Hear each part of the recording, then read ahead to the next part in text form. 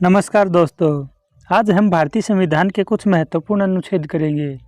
आज की हमारी वीडियो में सभी इम्पोर्टेंट अनुच्छेद होंगे जो हर परीक्षा में बार बार रिपीट होकर आते हैं। हमारी वीडियो में कुल 66 प्रश्न होंगे, इसलिए वीडियो को पूरी ज़रूर देखकर जाना। हमारा पहला प्रश्न है, भारतीय संविधान के किस अनुच्छेद में यह कहा गया है कि भारत या इंडिया राज्यों का संघ है? इसका सही उत्तर है ऑप्शन नंबर ए, अनुच्छेद 1। अनुच्छेद 1 में भारत या इंडिया को राज्यों का संघ कहा गया है और अनुच्छेद 2 में नए राज्यों के प्रवेश या स्थापना करने के लिए विधि बनाने का अधिकार दिया गया है। अनुच्छेद 10 में नागरिकता के अधिकार हैं और अनुच्छेद 3 के तहत वर्तमान राज्यों के क्षेत्र, सीमा या नामों में परिवर्तन कर सकते हैं। अगला प्रश्न है, भारतीय संविधान का अनुच्छेद 2 किससे संबंधित है? इसका सही उत्तर है ऑप्शन नंबर सी, नए राज्यों के प्रवेश या उसकी स्थापना से संबंधित है। भारतीय संविधान का अनुच्छेद 2 नए राज्यों के प्रवेश या उसकी स्थापना से संबंधित है। अगला प्रश्न है, भारतीय संविधान का कौन सा अनुच्छेद नए राज्यों की गठन और मौजूदा राज्यों के क्षेत्र, सीमाओं या नाम में परिवर्तन से संबंधित है? इसका सही उत्तर है ऑप्शन नंबर सी, अनुच्छेद 3। अनुच्छेद 3 नए राज्यों के निर्माण या फिर वर्तमान राज्यों के क्षेत्रों या सीमाओं व नाम में परिवर्तन से संबंधित है। अनुच्छेद 1 इंडिया या भारत एक राज्यों का संघ है और अनुच्छेद 2 नए राज्यों के प्रवेश या स्थापना से संबंधित है। अनुच्छेद 10 नागरिकता से संबंधित है। अगला प्रश्न है, भारत में नागरिकता अधिनियम किस वर्ष पारित हुआ था? इसका सही उत्तर है ऑप्शन नंबर सी, 1955 में। भारत में नागरिकता का अधिनियम 1955 में पारित हुआ था। भारत में नागरिकता के अधिनियम भाग 2 में आते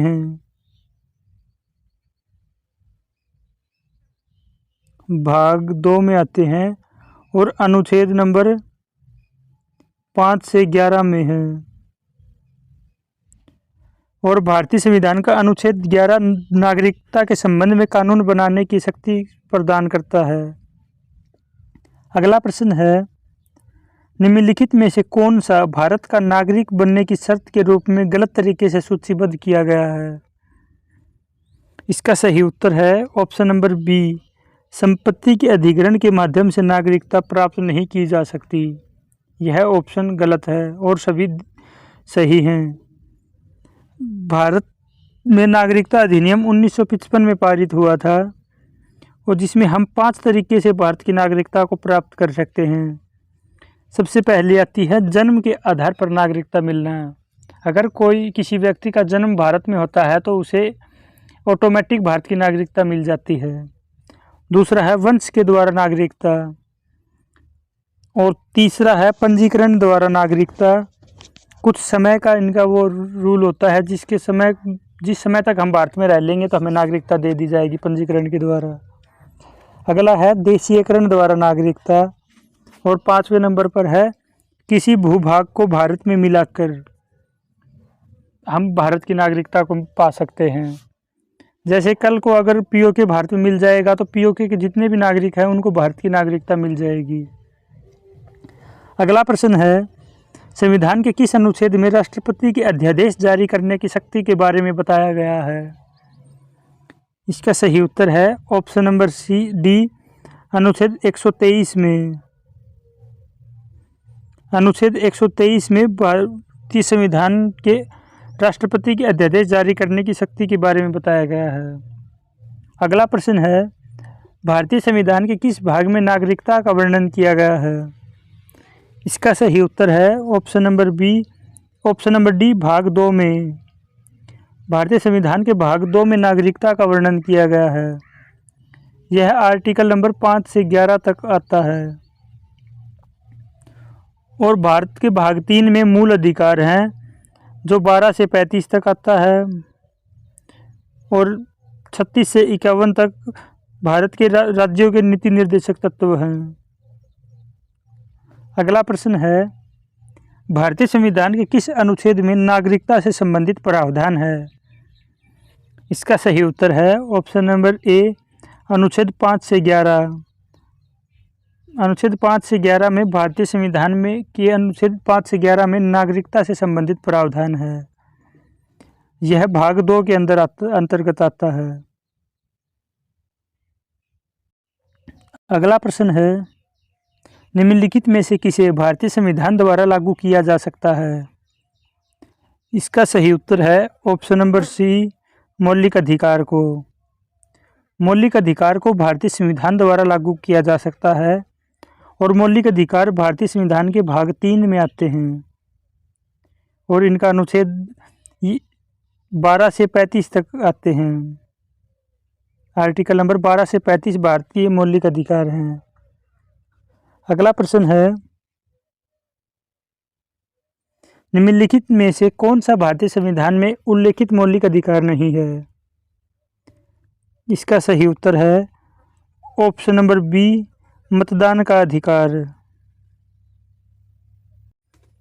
भारत के संविधान में मतदान का अधिकार उल्लेखित मौलिक अधिकार नहीं है और स्वतंत्रता का अधिकार, धार्मिक स्वतंत्रता का अधिकार, समानता का अधिकार, शोषण के विरुद्ध अधिकार, संस्कृति और शिक्षा संबंधी अधिकार और संवैधानिक उपचारों का अधिकार, ये 6 मौलिक अधिकार हैं। अगला प्रश्न है, किस वर्ष 11वें संशोधन द्वारा संपत्ति के अधिकार को मूल अधिकारों की सूची से हटा दिया गया था? इसका सही उत्तर है ऑप्शन नंबर सी, 1978 में। वर्ष 1978 में 44वें संविधान संशोधन द्वारा संपत्ति के अधिकार को कानूनी अधिकार बना दिया गया था।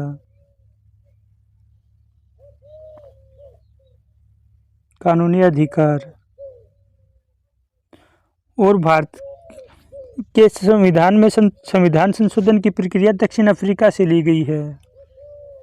अगला प्रश्न है, भारतीय संविधान के किस अनुच्छेद में यह उल्लेख है कि जो कानून किसी भी मौलिक अधिकार के साथ असंगत है या उसका अल्पीकरण करते हैं वे किसी असंगति का सीमा तक शून्य होंगे?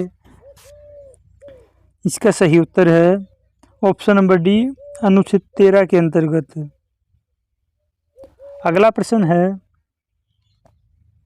भारतीय संविधान का कौन सा अनुच्छेद मौलिक अधिकारों के संदर्भ में राज्यों को परिभाषित करता है? इसका सही उत्तर है ऑप्शन नंबर ए, अनुच्छेद 12। अनुच्छेद 12 भारतीय संविधान का मौलिक अधिकारों के संदर्भ में राज्य को परिभाषित करता है। भारतीय संविधान के अनुच्छेद 12 में भाग 3 के प्रयोजनों के लिए राज्य शब्द परिभाषित किया गया है। अगला प्रश्न है, किस अनुच्छेद में मौलिक अधिकारों के साथ असंगत या उसका अल्पीकरण करने वाले कानून का उल्लेख किया गया है? इसका सही उत्तर है ऑप्शन नंबर सी, अनुच्छेद 13 को। भारतीय संविधान के अनुच्छेद 13 को मूल अधिकारों का सुरक्षा कवच कहा जाता है। सुरक्षा कवच, मौलिक अधिकारों का सुरक्षा कवच है अनुच्छेद 13। अगला प्रश्न है, भारत के संविधान का कौन सा अनुच्छेद समानता के अधिकार से संबंधित है? इसका सही उत्तर है ऑप्शन नंबर डी, अनुच्छेद 14 से 18। भारतीय संविधान का अनुच्छेद 14 से 18 समानता के अधिकार से संबंधित है और यह भारतीय संविधान के भाग 3 में आता है। और इसके साथ साथ 19 से 22 स्वतंत्रता का अधिकार और अनुच्छेद 25 से 28 धार्मिक स्वतंत्रता का अधिकार और 23-24 शोषण के विरुद्ध अधिकार है। अगला प्रश्न है, भारतीय संविधान का कौन सा अनुच्छेद कानून के समक्ष समानता के अधिकार से संबंधित है? इसका सही उत्तर है ऑप्शन नंबर ए, अनुच्छेद 14। भारतीय संविधान के अनुच्छेद 14 के अनुसार राज्य या किसी व्यक्ति को भारतीय राज्य क्षेत्र में विधि के समक्ष समता और विधियों के समान संरक्षण से वंचित नहीं करेगा। और अनुच्छेद 19 अभिव्यक्ति की प्रेस की स्वतंत्रता से संबंधित है। अगला प्रश्न है, भारतीय संविधान का कौन सा अनुच्छेद देवनागरी लिपि में हिंदी को आधिकारिक भाषा के रूप में निर्धारित करता है? इसका सही उत्तर है ऑप्शन नंबर ए, अनुच्छेद 343। भारतीय संविधान का अनुच्छेद 343 देवनागरी लिपि में हिंदी को आधिकारिक भाषा के रूप में निर्धारित करता है। अगला प्रश्न है, भारतीय नागरिकों को किस अनुच्छेद के तहत अपनी भाषा, लिपि या संस्कृति को संरक्षित करने का अधिकार है? इसका सही उत्तर है ऑप्शन नंबर ए, अनुच्छेद 29 में। भारतीय संविधान के अनुच्छेद 29 के तहत कोई भी भारतीय नागरिक अपनी भाषा, लिपि या संस्कृति को संरक्षित करने का अधिकार रखता है। अगला प्रश्न है, भारतीय संविधान के किस अनुच्छेद द्वारा सिखों द्वारा कृपाण धारण करना धार्मिक स्वतंत्रता का अंग माना जाता है? इसका सही उत्तर है ऑप्शन नंबर सी, अनुच्छेद 25 के तहत। भारतीय संविधान के अनुच्छेद 25 के तहत सिख द्वारा कृपाण धारण करना धार्मिक स्वतंत्रता का अंग माना जाता है। अगला प्रश्न है, किस अनुच्छेद के तहत यह कहा गया है कि प्रत्येक नागरिक को चाहे वह स्त्री हो या पुरुष समान कार्य के लिए समान वेतन दिया जाएगा? इसका सही उत्तर है ऑप्शन नंबर ए, अनुच्छेद 39 के तहत। भारतीय संविधान के अनुच्छेद 39 में यह कहा गया है कि प्रत्येक नागरिक को चाहे वह स्त्री हो या पुरुष समान कार्य के लिए समान वेतन मिलेगा। अगला प्रश्न है, कारीगरों के लिए निर्वाह मजदूरी या फिर मनरेगा कार्यक्रम के बारे में संविधान के किस अनुच्छेद में वर्णन किया गया है? इसका सही उत्तर है ऑप्शन नंबर डी, अनुच्छेद 43 में वर्णन किया गया है। अगला प्रश्न है, राज्य किसी भी नागरिक के साथ या मूल वंश, धर्म, जाति, लिंग, जन्मस्थान या इनमें से किसी के आधार पर कोई भेदभाव नहीं करेगा। यह किस अनुच्छेद में दिया गया है? इसका सही उत्तर है ऑप्शन नंबर ए, अनुच्छेद 15 में। भारतीय संविधान के अनुच्छेद 15 के अनुसार राज्य, धर्म, मूल वंश, जाति, लिंग, जन्मस्थान या इनमें से किसी के आधार पर भेदभाव कोई नहीं कर सकता है। अनुच्छेद 14 के तहत विधेय के समक्ष समता का प्रावधान है। अनुच्छेद 19 प्रेस की स्वतंत्रता से संबंधित है और अनुच्छेद 23 मानव के दुर्व्यापार और बाल श्रम से का प्रतिरोध करता है। अगला प्रश्न है, भारतीय संविधान का निम्नलिखित में से कौन सा अनुच्छेद लोक नियोजन के विषय में अवसर की समता के अधिकार से संबंधित है? इसका सही उत्तर है ऑप्शन नंबर सी, अनुच्छेद 16। भारतीय संविधान का अनुच्छेद 16 लोक नियोजन के विषय में अवसर की समानता से संबंधित है। अनुच्छेद 17 अस्पृश्यता का अंत से संबंधित है और अनुच्छेद 18 उपाधियों के अंत से संबंधित है और अनुच्छेद 15 जाति, धर्म, राज्य या किसी क्षेत्र विशेष के आधार पर विरोध का प्रतिरोध करता है। अगला प्रश्न है, भारतीय संविधान का कौन सा अनुच्छेद राज्य के अधीन नियोजन के मामले में सभी नागरिकों के लिए समान अवसर प्रदान करता है? इसका सही उत्तर है ऑप्शन नंबर बी, ए, अनुच्छेद 16। भारतीय संविधान का अनुच्छेद 16 किसी राज्य के अधीन नियोजन के मामले में सभी नागरिकों के लिए समान अवसर प्रदान करता है। अगला प्रश्न है, संविधान का कौन सा अनुच्छेद यह स्पष्ट करता है कि आरक्षण जैसी नीतियों समानता के अधिकार का उल्लंघन नहीं है? इसका सही उत्तर है option number c, article number अनुच्छेद 16(4). भारतीय संविधान का 16(4) संविधान का यह स्पष्ट करता है कि आरक्षण जैसी नीतियां समानता के अधिकार का उल्लंघन नहीं है। अनुच्छेद 14(a) विधि के समक्ष समानता से संबंधित है। अनुच्छेद 15 धर्म, जाति, लिंग या किसी भी आधार पर भेदभाव से प्रतिबंधित है। और अनुच्छेद 21 प्राण एवं दैहिक स्वतंत्रता के संरक्षण का अधिकार है। अगला प्रश्न है, निम्नलिखित में से कौन से मुद्दे भारतीय संविधान के अनुच्छेद 17 द्वारा रद्द कर दिए गए हैं? इसका सही उत्तर है ऑप्शन नंबर बी, अस्पृश्यता। भारतीय संविधान के अनुच्छेद 17 के तहत अस्पृश्यता को पूर्णतः समाप्त करते हुए उसका किसी भी रूप में किया जाने वाला आचरण निषिद्ध कर दिया गया है। और अनुच्छेद 35 संसद को अस्पृश्यता के संबंध में विधि बनाने की शक्ति प्रदान करता है।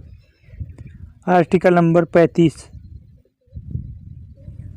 अगला प्रश्न है, संविधान के किस अनुच्छेद के तहत पिछड़ा वर्ग आयोग गठित करने की शक्ति राष्ट्रपति को दी गई है? इसका सही उत्तर है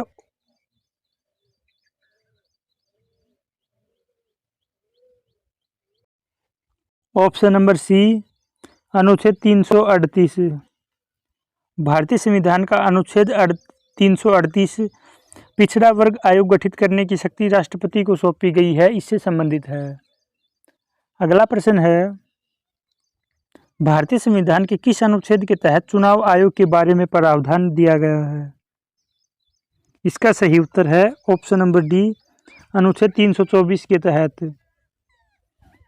अनुच्छेद 324 के तहत चुनाव आयोग के प्रमुख की नियुक्ति भारत के राष्ट्रपति द्वारा की जाएगी।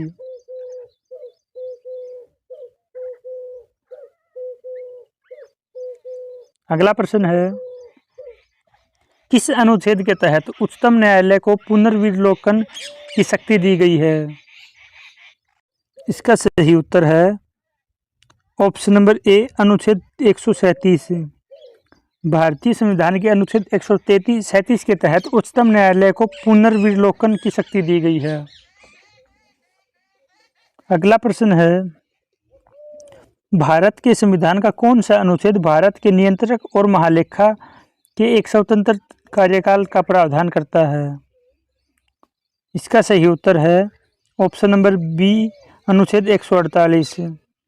भारतीय संविधान का अनुच्छेद 148 भारत के नियंत्रण और महालेखा परीक्षक या फिर CAG के एक स्वतंत्र कार्यालय का प्रावधान करता है। अगला प्रश्न है, राष्ट्रपति राज्यपाल की नियुक्ति करता है, यह किस अनुच्छेद में बताया गया है? इसका सही उत्तर है ऑप्शन नंबर सी, अनुच्छेद 155 में बताया गया है। भारतीय संविधान का 155 यह दर्शाता है कि राष्ट्रपति ही राज्यपाल की नियुक्ति करता है। अगला प्रश्न है, किस अनुच्छेद के तहत यह उपबंध किया गया है कि प्रत्येक राज्य के लिए एक उच्चतम न्यायालय होगा? इसका सही उत्तर है ऑप्शन नंबर सी, अनुच्छेद 214। भारतीय संविधान के अनुच्छेद 214 के तहत यह उपबंध दिया गया है कि प्रत्येक राज्य के लिए एक उच्चतम न्यायालय होगा। अगला प्रश्न है, उच्च न्यायालय में न्यायाधीशों की नियुक्ति संबंधी प्रावधान किस अनुच्छेद में दिया गया है? इसका सही उत्तर है ऑप्शन नंबर ए, अनुच्छेद 217। भारतीय संविधान का अनुच्छेद 217 यह दर्शाता है कि उच्च न्यायालय में न्यायाधीशों की नियुक्ति संबंधी प्रावधान है। अगला प्रश्न है, किस अनुच्छेद के तहत उच्च न्यायालय को लेख या रिट जारी करने का अधिकार है? इसका सही उत्तर है ऑप्शन नंबर डी, अनुच्छेद 226 के तहत। भारतीय संविधान के अनुच्छेद 226 के तहत उच्च न्यायालय को लेख जारी करने का अधिकार है। अगला प्रश्न है, आकस्मिक निधि के बारे में प्रावधान किस अनुच्छेद में दिया गया है? इसका सही उत्तर है ऑप्शन नंबर डी, अनुच्छेद 267 में। भारतीय संविधान के अनुच्छेद 267 में आकस्मिक निधि के प्रावधान बारे में प्रावधान दिया गया है। अगला प्रश्न है, संविधान के किस अनुच्छेद में भारत के राष्ट्रपति का उल्लेख दिया गया है? इसका सही उत्तर है ऑप्शन नंबर सी, अनुच्छेद 52 के तहत भारतीय संविधान के अनुच्छेद 52 में भारत के राष्ट्रपति का उल्लेख दिया गया है। अगला प्रश्न है, राष्ट्रपति पर महाभियोग से संबंधित प्रावधान संविधान के किस अनुच्छेद में है? इसका सही उत्तर है ऑप्शन नंबर ए, अनुच्छेद 61 में। भारतीय संविधान के अनुच्छेद 61 के तहत राष्ट्रपति पर महाभियोग चलाने से संबंधित प्रावधान दिया गया है। और आर्टिकल नंबर 56 में महाभियोग की प्रक्रिया का उल्लेख दिया गया है।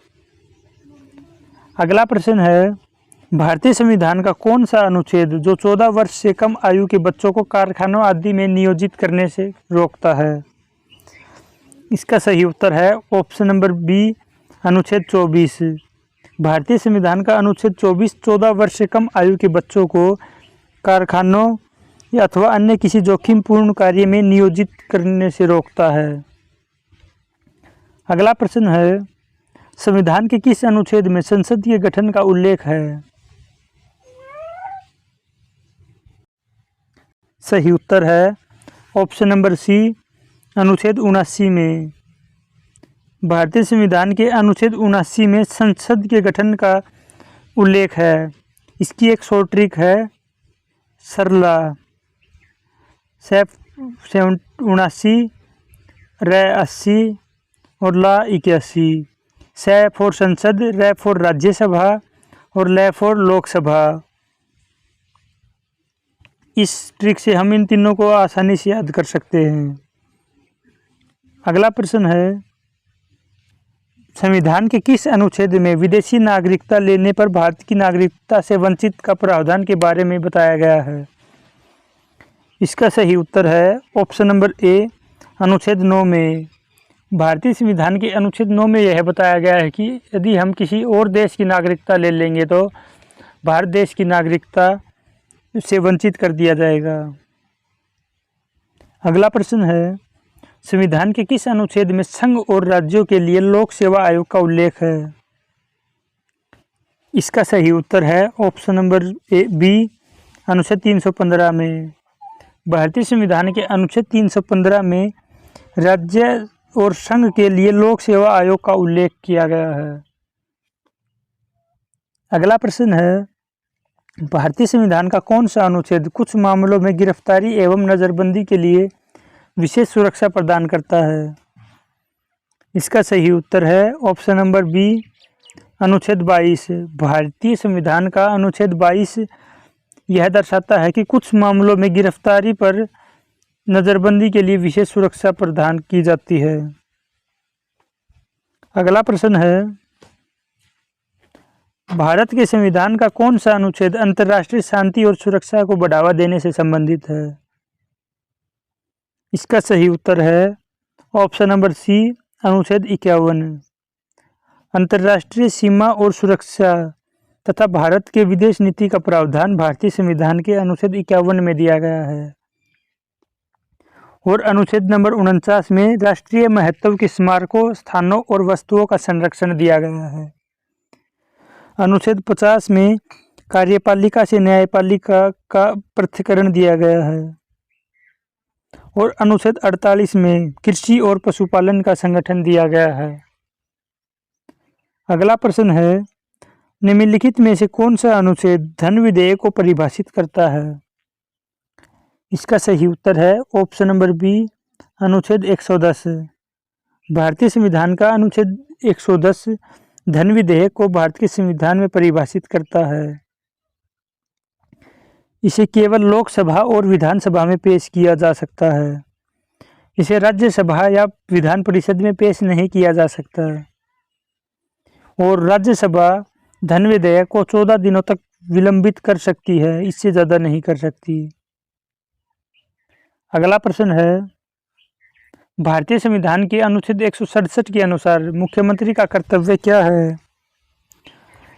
इसका सही उत्तर है ऑप्शन नंबर ए, मंत्रिपरिषद के सभी निर्णयों की सूचना राज्यपाल को देना।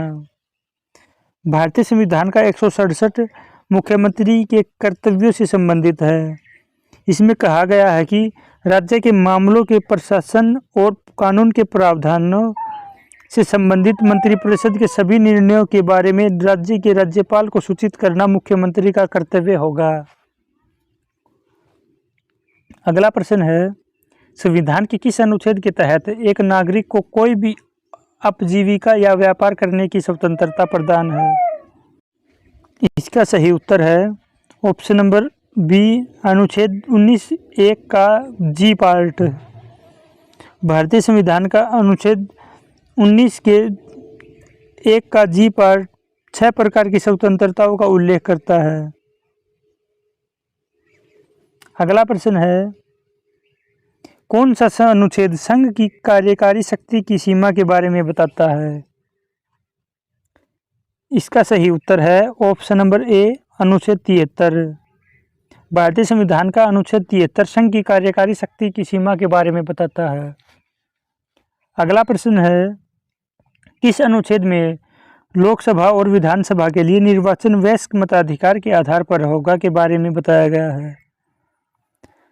इसका सही उत्तर है ऑप्शन नंबर ए, अनुच्छेद 326 में बताया गया है। अगला प्रश्न है, कौन सा अनुच्छेद अपराधों के लिए दोष सिद्धि के संबंध में संरक्षण से संबंधित है? इसका सही उत्तर है ऑप्शन नंबर बी, अनुच्छेद 20 से संबंधित है। अगला प्रश्न है, किस अनुच्छेद में राज्यों के विधानमंडलों के गठन का प्रावधान का उल्लेख किया गया है? इसका सही उत्तर है ऑप्शन नंबर बी, अनुच्छेद 168 में प्रावधान किया गया है। अगला प्रश्न है, किस अनुच्छेद के तहत वित्त आयोग का गठन किया गया है? सही उत्तर है ऑप्शन नंबर सी, अनुच्छेद 280 के तहत वित्त आयोग का गठन किया गया है। अगला प्रश्न है, अखिल भारतीय सेवाओं का उल्लेख संविधान के किस अनुच्छेद में दिया गया है? इसका सही उत्तर है ऑप्शन नंबर ए, अनुच्छेद 312 में दिया गया है। अखिल भारतीय सेवाओं का उल्लेख भारतीय संविधान के अनुच्छेद 312 में दिया गया है। अगला प्रश्न है, संविधान संशोधन का प्रावधान के बारे में किस अनुच्छेद में बताया गया है? इसका सही उत्तर है ऑप्शन नंबर ए, अनुच्छेद 368 में बताया गया है।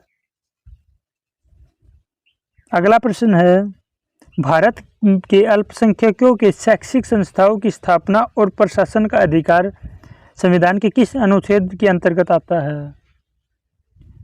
इसका सही उत्तर है ऑप्शन नंबर बी, अनुच्छेद 30 के अंतर्गत आता है। अगला प्रश्न है, कौन सा अनुच्छेद सभी नागरिकों के लिए समान न्याय और मुक्त कानूनी सहायता को बढ़ावा देता है? इसका सही उत्तर है ऑप्शन नंबर ए, अनुच्छेद 39(a).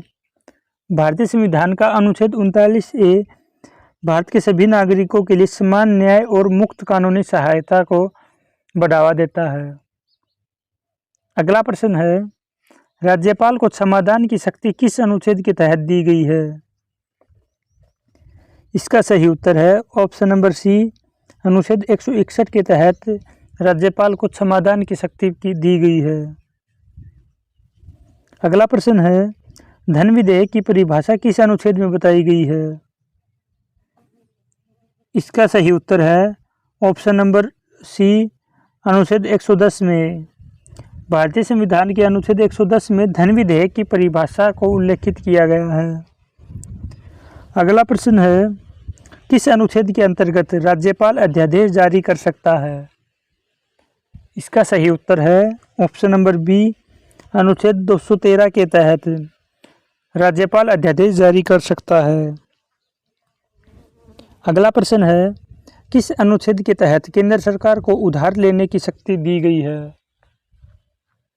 इसका सही उत्तर है ऑप्शन नंबर सी, अनुच्छेद 292 के तहत।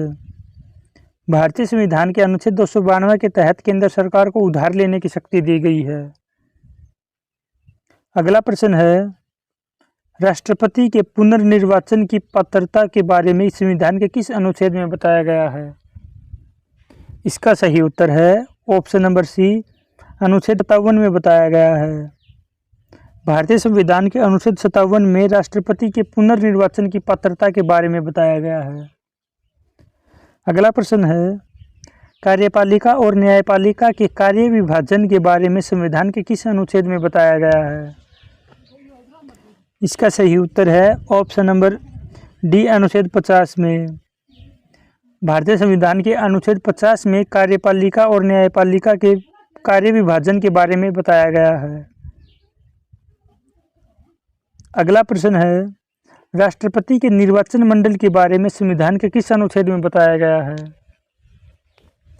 इसका सही उत्तर है ऑप्शन नंबर ए, अनुच्छेद 54 के तहत राष्ट्रपति के निर्वाचन मंडल के बारे में संविधान में बताया गया है।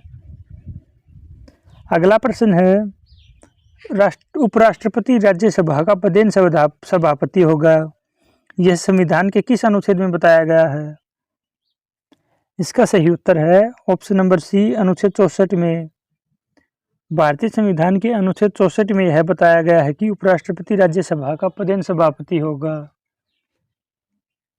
अगला प्रश्न है, राष्ट्रपति द्वारा क्षमादान की शक्ति के बारे में संविधान के किस अनुच्छेद में बताया गया है?